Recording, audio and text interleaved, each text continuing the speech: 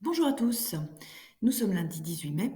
Alors on commence une toute petite semaine comme on voit sur Pronote. Du coup, on a un tout petit programme. Alors aujourd'hui, on corrige les 2 dictées bien sûr.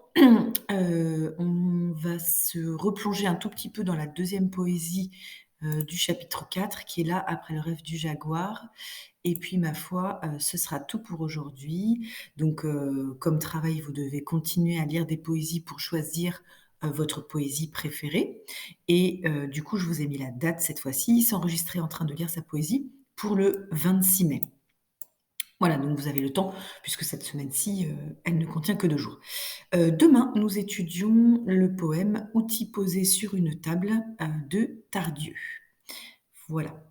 Alors justement, on corrige les dictées, donc on est page 50, prenez vos cahiers d'exercice si ça n'est pas encore le cas.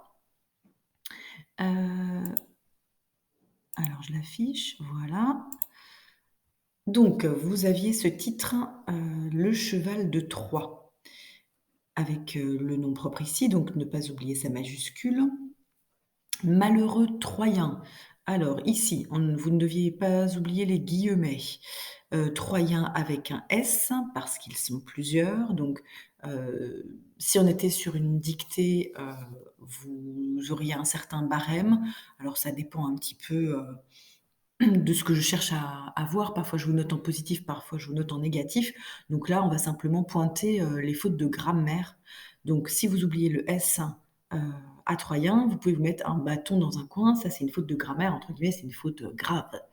Donc malheureux Troyen, dit le prêtre. Là, je pense qu'il y a pas de souci. Un petit accent circonflexe avec colère. Aux hommes de la cité: «Croyez-vous les Grecs déjà loin?» Bon là, qu'est-ce qu'il y a remarqué? Un petit tiret ici, les Grecs avec le S évidemment, avec la majuscule, hein, c'était une dictée où il y avait quelques majuscules à respecter. Déjà loin, je pense qu'il y a pas de problème, donc ne pas oublier le point d'interrogation. Pour ma part, virgule, je crains. Alors si vous avez mis autre chose que, le S à craint, c'est un deuxième bâton. Je crains les Grecs, donc toujours leur majuscule et puis le S, même quand ils font des cadeaux. Voilà, cadeau, avec un X, ça c'est le pluriel classique. Donc si vous avez oublié le X, un petit bâton aussi, c'est une faute de grammaire. Il dit: «Et», alors là, il y a je pense que je vous ai dicté: «Et des profondeurs caverneuses du monstre», mais le S a sauté pour une raison qui m'échappe. Des profondeurs caverneuses, donc S et S pour les 2, donc un petit bâton, si vous avez oublié. Monte un long gémissement. Là, je pense qu'il y a pas trop de problème, si ce n'est que si on se pose la question du sujet, qui est-ce qui monte? C'est le long gémissement et il monte d'où, complément circonstanciel de lieu, des, profondeurs caverneuses. Hem, enfin même des profondeurs caverneuses du monstre. Donc éventuellement, si vous avez mis ENT parce que vous avez accordé avec profondeur caverneuse ou je ne sais quoi, là c'est une faute, une faute de grammaire, donc potentiellement un point. Le sujet est derrière. Ça aurait peut-être été plus intéressant qu'ils vous mettent un sujet pluriel justement pour que vous pensiez à faire, l'accord ENT. Voilà, donc pas beaucoup de difficultés dans cette dictée à vrai dire, à part donc j'insiste, les majuscules, et puis, quelques pluriels par-ci par-là. Alors en revanche, donc dans la dictée numéro 4 que je vais vous afficher,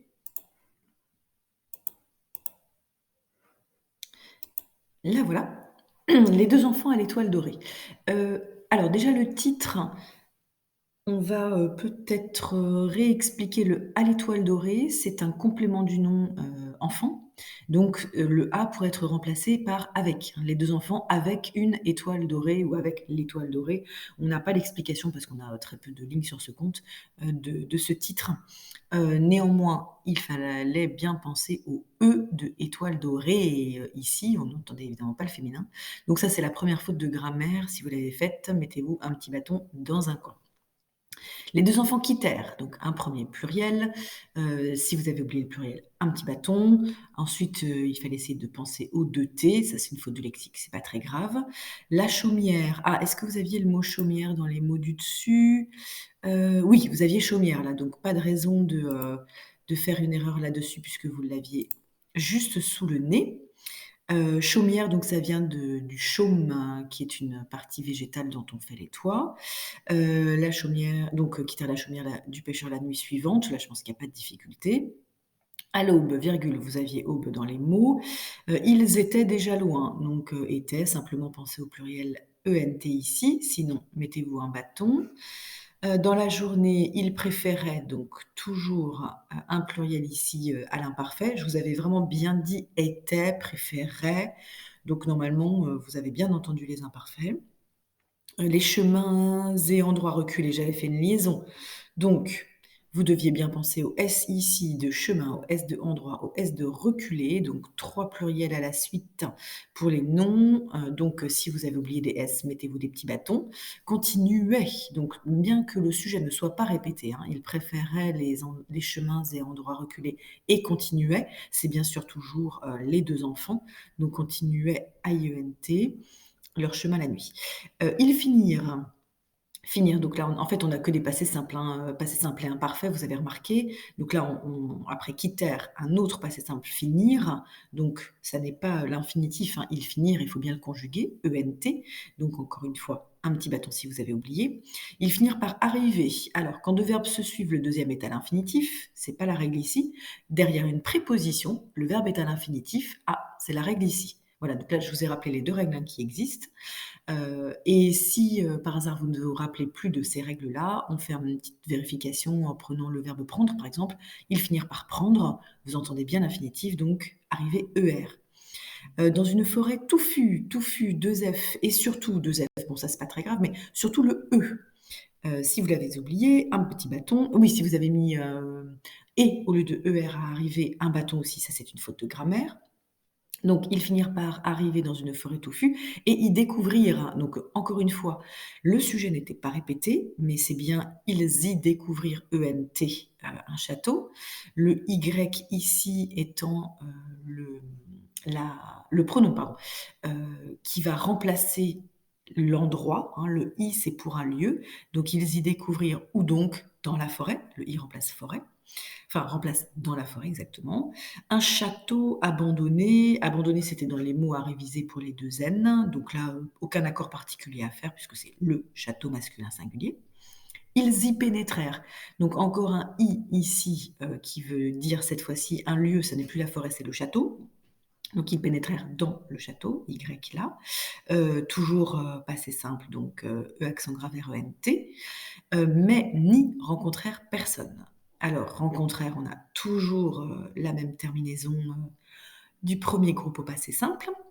Vous avez peut-être écrit ni ni. Alors, on vous avait vraiment mis la puce à l'oreille puisque vous avez un i ici, hein, et y découvrir et y pénétrèrent, mais ni rencontrèrent personne. Ça veut dire qu'ils ne rencontrèrent personne où dans le château. Donc c'est toujours le i qui veut dire le lieu.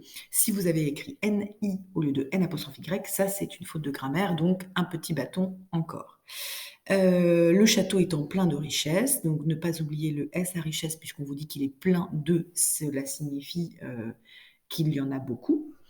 Les enfants décidèrent, donc toujours encore une fois cette troisième personne du pluriel du verbe du premier groupe, donc E accent grave R-E-N-T, d'y rester et encore un Y du lieu, où ça donc dans le château, avec un infinitif derrière, puisqu'on a la préposition de ici qui est un petit peu mangée avec l'apostrophe. Voilà, donc si enfin, dit, vous n'avez pas pu l'écrire autrement que D apostrophe Y, parce que DI, ça n'existe pas.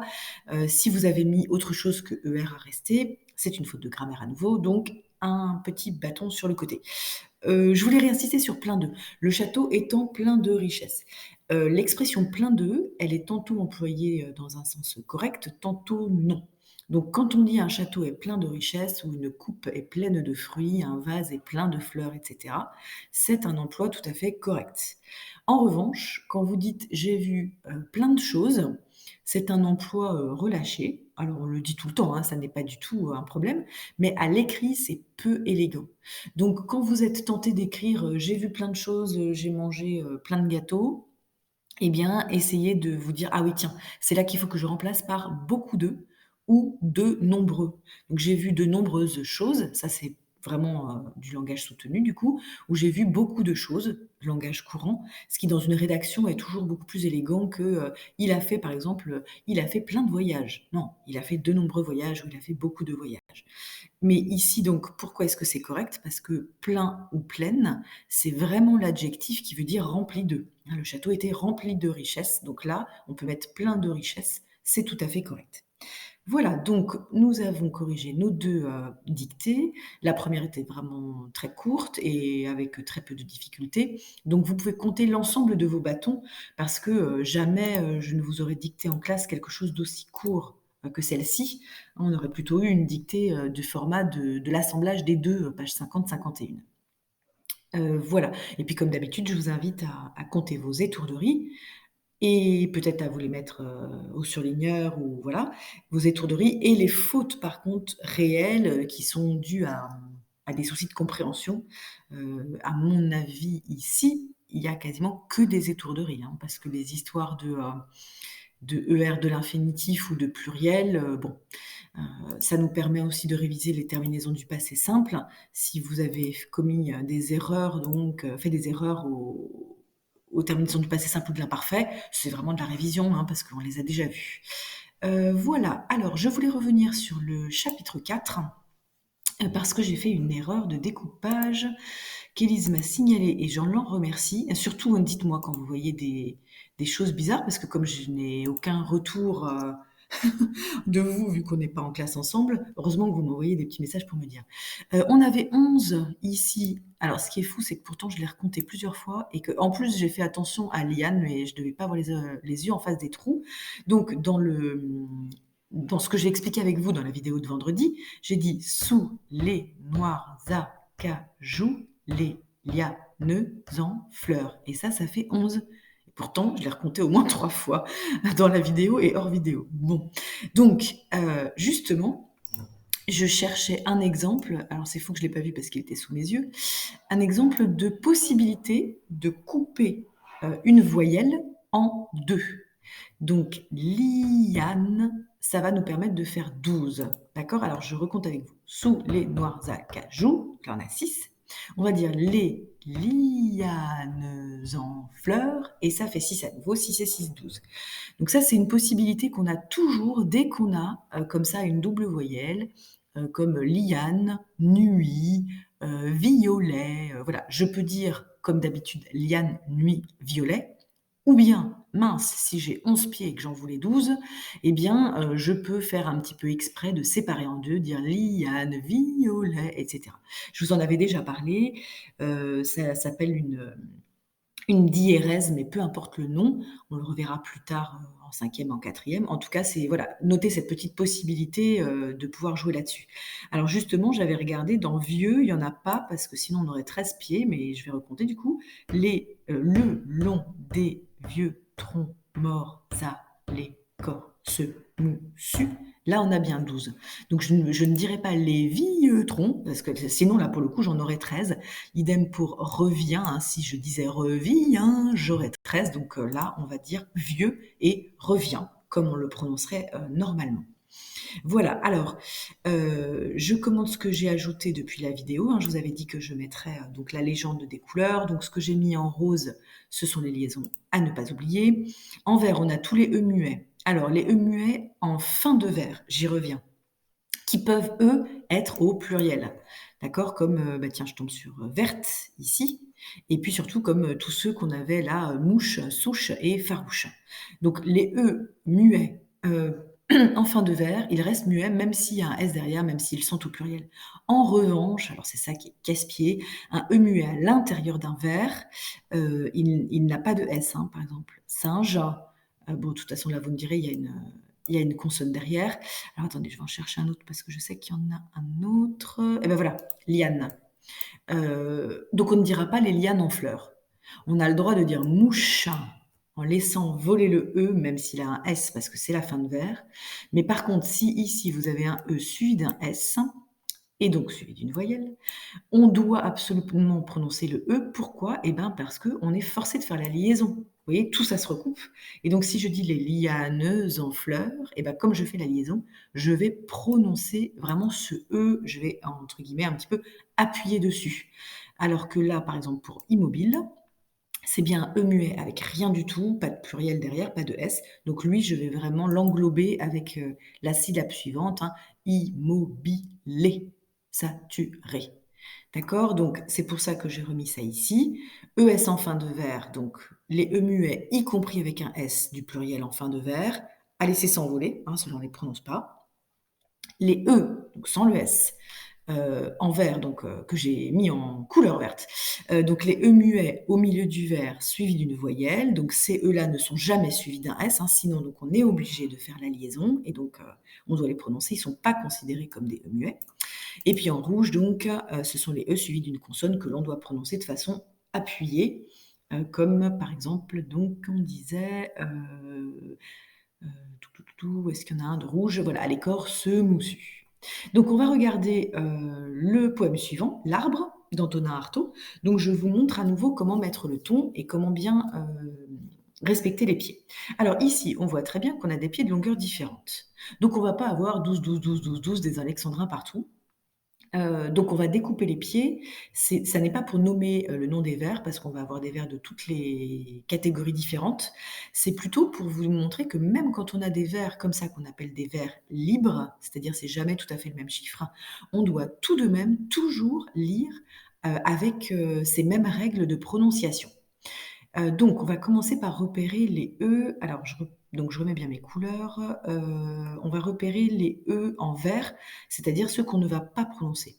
Donc peut-être, voyez-vous déjà, voilà, cet arbré, on va le mettre en vert, celui-ci. Est-ce que je les avais mis en caractère gras? Oui. Hop, voilà, cet arbré, son frémissement. Là, on va englober les deux et ne pas dire cet arbre et son frémissement. Ensuite, forêt sombre d'appel, celui-là non parce qu'il y a une consonne derrière. Mange, celui-là non parce qu'il y a une consonne derrière. Ah, voilà, vinaigré-lait. En voilà un autre. Hop. La masse épaisse. En voilà un autre. Tout conspire à. En revoilà un. Qui gîte au cœur. En revoilà un autre. Non, il faut que je fasse comme ça. Ah, peut-être qu'avec le CTRL-Y, ça va marcher cette fois-ci. Voilà. Et puis, on va le faire en entier parce qu'il n'est pas très long. Donc, crève un, en voilà un autre. Se dédoubler, fuse, en voilà un autre. Le limpide, non. J'espère que vous suivez en même temps que moi, que vous arrivez un petit peu à anticiper. Je fais ça lentement avec vous en même temps. Même ben non, parce qu'il y a une consonne derrière. Même bruit là, donc du coup c'est la même chose. Ah, l'arbre, hop là, en voilà un autre. Et centre du, et ben celui-là non, parce qu'il y a une consonne derrière. Alors, on va aller... Ah ben j'ai pas mis la même couleur de vert, tiens, bon, c'est pas très grave. Oui, je modifierai après, là j'ai mis du vert plus foncé. Ensuite, donc du rouge. Alors, du rouge, hop, on va mettre les E qui sont suivis d'une consonne, donc sombre. Et vous allez voir, il y en a un petit paquet. Mon jeu, le cœur. Hop, alors, épaisse du firmament. Alors ensuite, qu'est-ce qu'on a d'autre? Ah, j'ai oublié fuse au ciel. Bon, je vais le remettre après. Limpide qui se fend. Le même bruit, donc celui-ci y est deux fois. Et centre du vent. Alors, donc j'ai oublié. J'ai oublié où est-ce qu'il était déjà. Fuse au ciel, voilà. Ça, c'est un E. Ah ben voilà, j'ai pris tout le mot. C'est pas ça que je voulais faire. C'est un E. Ah, c'est compliqué les mises en page. Hein. Voilà, c'est un E qui est suivi de O, donc on ne le compte pas. Et donc je viens de oublier aussi astre dur, qui est ici. Voilà, bon, à mon avis, j'en ai encore oublié. Forcément, il y en a beaucoup, beaucoup, mais en lisant, on va tous les retrouver. Alors, je voulais m'arrêter aussi, vous avez peut-être remarqué, sur ce, voilà. Tout conspire à ce tremblement. Alors vous allez me dire, ah mais celui-là, pourquoi est-ce que je ne le mets pas en rouge? Alors en fait, tous les petits mots de la langue française de 2 lettres, comme ce ici, ou bien le là, ou bien de ici, ces E-là ne sont jamais muets. On est forcé de les prononcer, donc en fait, ils comptent un pied, donc on s'en occupe pas spécialement, ils comptent leurs syllabes, on va dire, habituelles. Alors, et ben maintenant on va pouvoir découper normalement. Donc j'avais mis des petites barres bleues. Hop, on va aller en copier une. Voilà. Donc, c'est arbré son frémi. Oula. Se ment. Ensuite, forêt sombre. Celui-là, on va le prononcer. D'appel. De cri. Mange le cœur obscur. Oh là là. Là, j'ai fait une erreur là.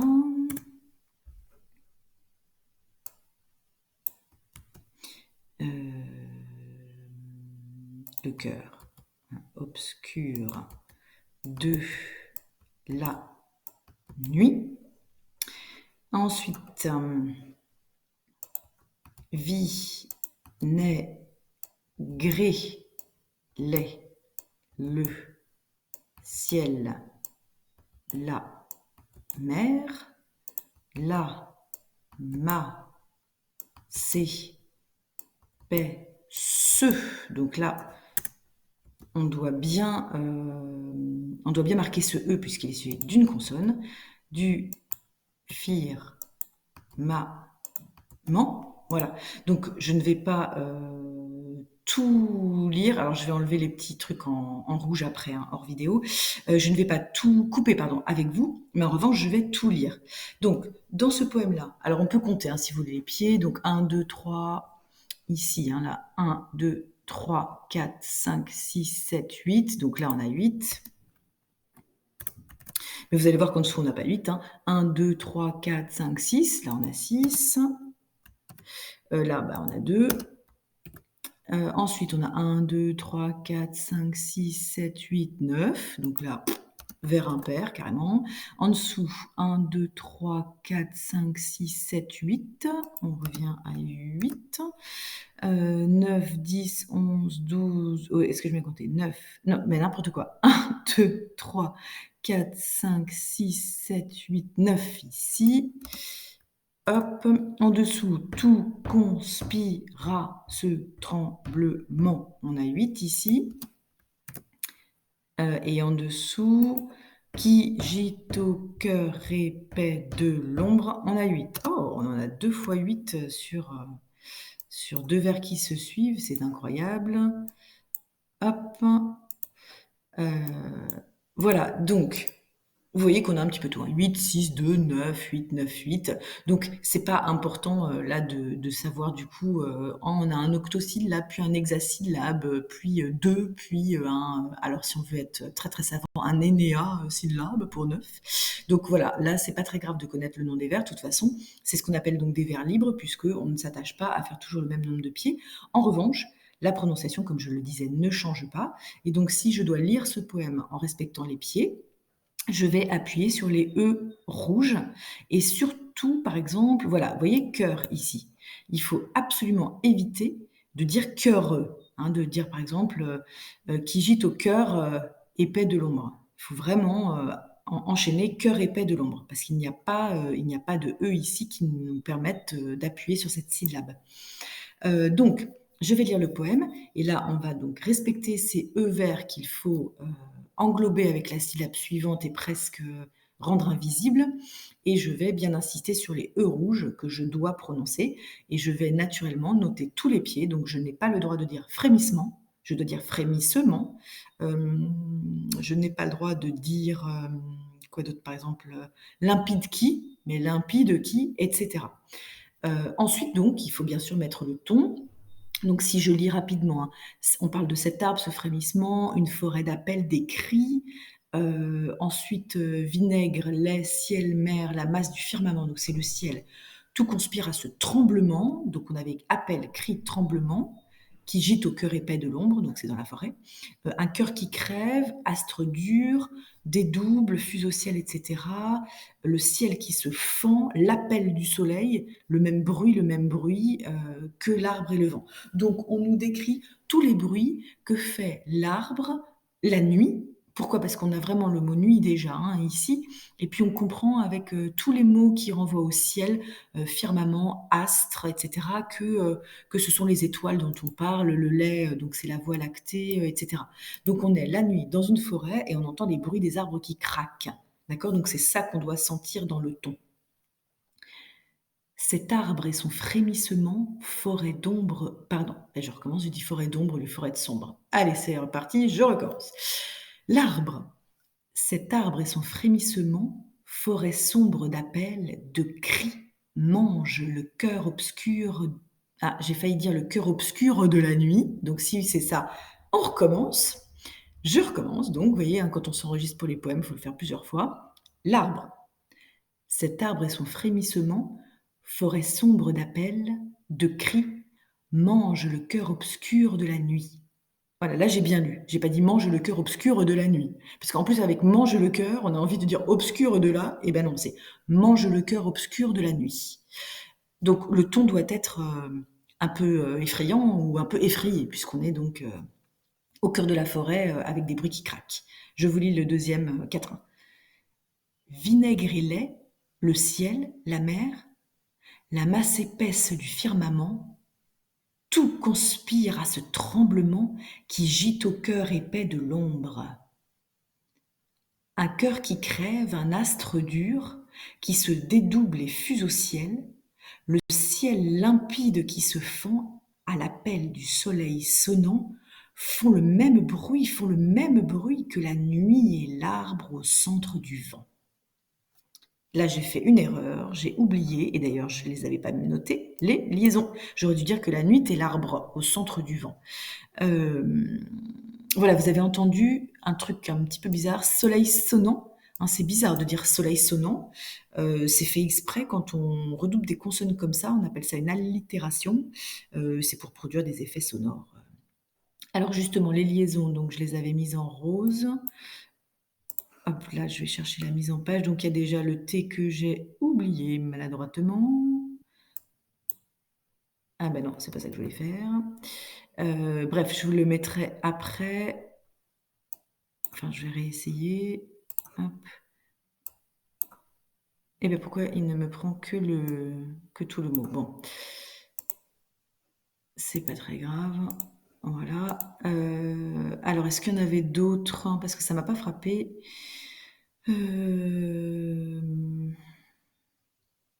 Là, il y aurait liaison, mais comme il y a une consonne derrière, on ne peut pas. C'est peut-être la seule liaison. Ça, c'est très étonnant. Oui, ça m'en a tout l'air. Vous me direz justement si j'en ai oublié. Donc, ne pas oublier la liaison finale, que la nuit est l'arbre au centre du vent. Voilà, donc ça nous fait un deuxième exemple de comment bien lire un poème. Donc, entraînez-vous bien pour le vôtre avant de le lire. Vous avez jusqu'au 25, donc pas de souci. Voilà, et bien à demain et bonne journée d'ici là.